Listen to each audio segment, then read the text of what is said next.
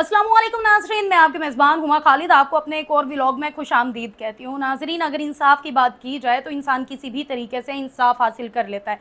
हम आज तक रोते हैं कि हमें कभी अदालत से इंसाफ नहीं मिला, जबकि हमने कभी शायद इंसाफ हासिल करने की कोशिश भी नहीं की। आज मैं बात करने वाली हूँ हमारे हमसाए मुल्क भारत के बारे में। भारत के शहर आगरा की एक अदालत ने एक 7 साल बच्चे के मुल्जिमान को गिरफ्तार करने के बाद उन्हें उम्र कैद की सज़ा सुना दी। इसमें हैरानी वाली बात आखिर क्या है?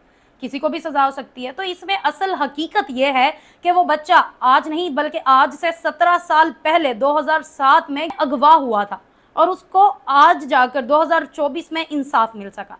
ये बात है भारत के शहर आगरा की, जब 10 फरवरी 2007 को हर्ष गर्ग को उसके घर के बाहर से अगवा किया जाता है और उसके वालिद रवि कुमार गर्ग अगवाकारों को रोकने की कोशिश करते हैं, जिसके नतीजे में उनके ऊपर फायरिंग कर दी जाती है। हर्ष गर्ग को अगवा किया जाता है और उसके बदले में 55 लाख रुपए तवान भी मांगा जाता है। पुलिस 26 रोज के बाद हर्ष को घर वापस ले आती है बाजियाब करवा के। ये एक लंबा प्रोसीजर था जो हर्ष इस सारी के सारे मामलात से गुजरा।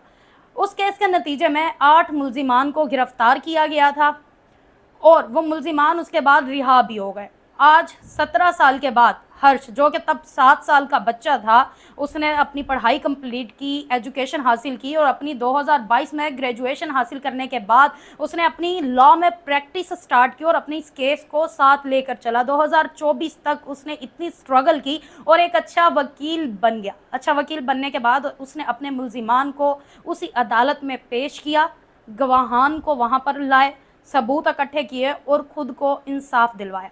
इसी के नतीजे में हर्ष गर्ग का ये भी कहना था कि वो खुश हैं कि उन्हें अदालत से इंसाफ मिला और उनका अदालत के ऊपर यकीन भी पुख्ता हुआ।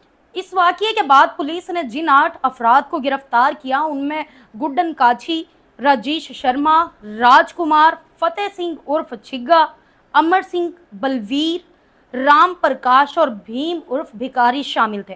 इन तमाम मुल्जिमान को अब उम्र कैद की सज़ा सुना दी गई और 1 लाख रुपए जुर्माना भी आयद किया गया। उसी के साथ 4 मुल्जिमान जो बरी भी हो गए, क्योंकि शवाहद जो थे वो ज़रा कम थे, इतने साल पुराना वाक़या था। मगर इंसाफ को यकीनी बनाने के लिए 17 सितंबर 2024 को हर्ष ने अदालत में इख्तितामी दलाइल पेश किए और अगवाकारों को सज़ा दिलवाने की अहमियत पर जोर दिया।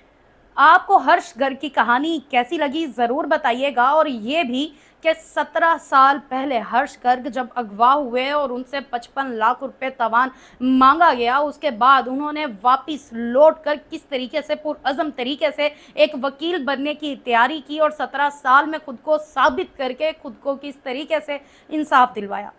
मुझे दे इजाज़त, मिलते हैं अगले प्रोग्राम में। वस्सलाम।